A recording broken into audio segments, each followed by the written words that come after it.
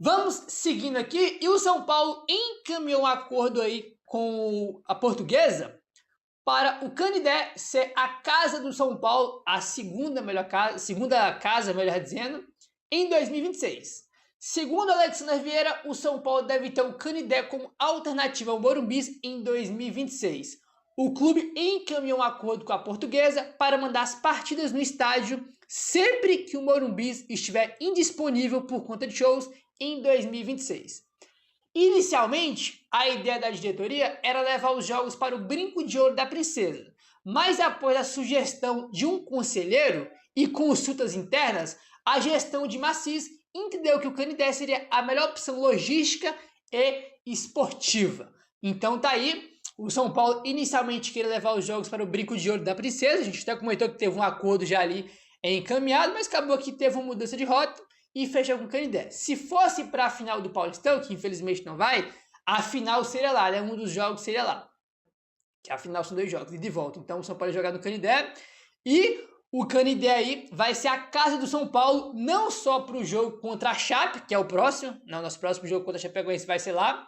Não só contra a Chape, mas em outras ocasiões, quando tiver shows no Morumbi, que vai ter, mais pra frente na temporada vai ter, evidentemente, mais jogos se a gente não vai ter estádio. A casa do São Paulo vai ser o Canindé. Cara, eu comentei sobre isso aqui quando o São Paulo fechou um acordo com a Portuguesa. Eu falei, ó, o São Paulo tem que ter um estádio fixo para sempre quando não tiver o Morumbi, ter que jogar nesse estádio específico. Porque, cara, a gente tem que criar, em algum estádio que seja, irmão, um ambiente de uma segunda casa. Porque o São Paulo jogou nos últimos anos no Brinco de Ouro da Princesa, jogou em Brasília, na Vila Belmiro, né? E teve outro estádio que jogou, se não estou enganado. Pô, jogou até no Allianz Parque, pô, que foi eliminado para Água Santa, né? Então a gente jogou já em vários estádios, Mané Garrincha. Então, tipo assim, toda hora jogando em estádio diferente. O ideal do São Paulo fazer era ter um estádio fixo para jogar. Não tem Morumbi, mas vamos jogar aqui, a gente saber. Porque a gente, num lugar específico para jogar, a gente consegue criar um ambiente de uma segunda casa, né? De uma segunda casa ali, pô, aqui é a nossa segunda casa.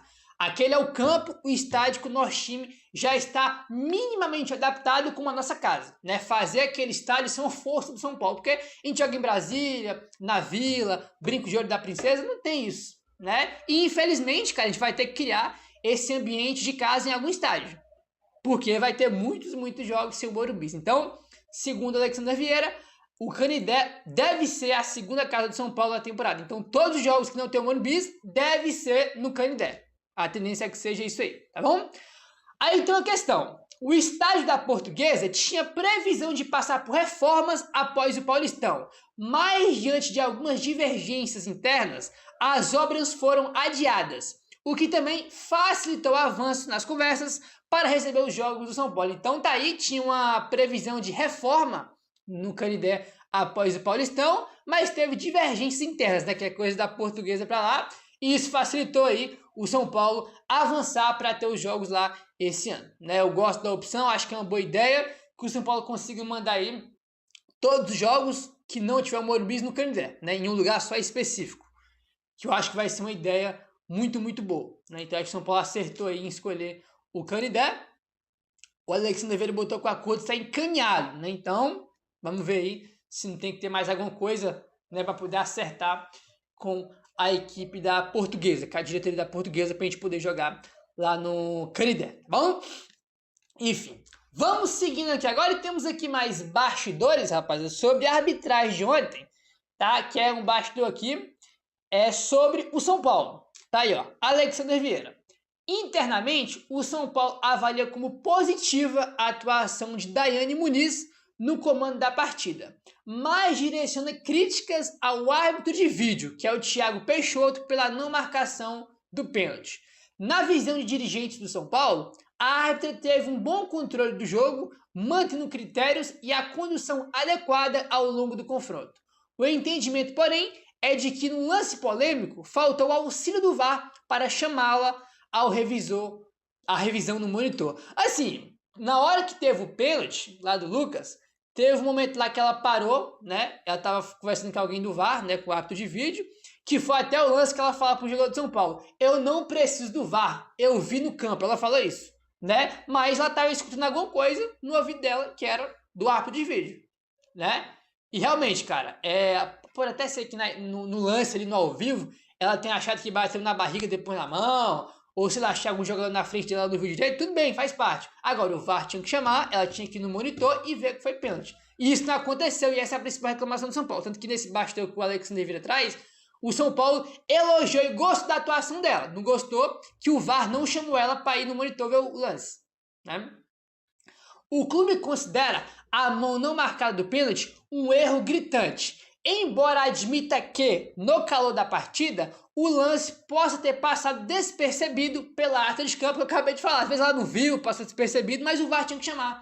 Aí no monitor ela tem 200 imagens para ela ver que foi pênalti. A avaliação é que a jogada não poderia ter passado pelo VAR, que dispõe de diferentes ângulos e recursos para análise mais detalhada. Cara, complicado, mano. É muito complicado porque eu não sei, eu fiquei muito em dúvida em relação a isso, porque como eu falei, na hora que teve o lance, né, o jogo ali corre mais um pouquinho, depois ela para e ela tá conversando ali com alguém do VAR, né? Aí eu entendi, se o VAR chamou e ela não quis ir, não, eu marquei o lance no ao vivo, não foi pênalti, vou seguir. Não sei se ela se recusou aí, ou não sei se o árbitro não recomendou ela, eu não sei. Mas a questão que fica é que teve um momento que ela parou o jogo e ela tava conversando com alguém do VAR, que foi nesse momento que eu falei, que teve nesse momento que ela fala pro jogador de São Paulo, eu não preciso do VAR, eu vi o lance no campo. Ela falou isso para um jogador de São Paulo, acho que foi até o Enzo disso, se não tô enganado, né?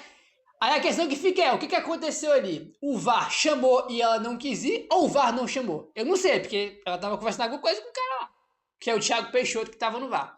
A dúvida que eu tenho é essa, ele chamou e ela não foi, ou ele não chamou? Essa é uma dúvida que a gente tem. É uma dúvida que a gente tem e que, imagino que o áudio do VAR não vai sair, então é algo que a gente não vai saber nunca. Infelizmente é algo que a gente não vai saber nunca aí. Mas é isso, né, cara? Complicado. Acho que teve erro sim de arbitragem, mas a gente também jogou muito mal. O Palmeiras jogou melhor, né? Tem esses dois percepções aí do jogo de ontem. Meu parceiro, você que tá aí, se inscreve no canal, deixa o like, valeu, tamo juntão e saudações tricolores.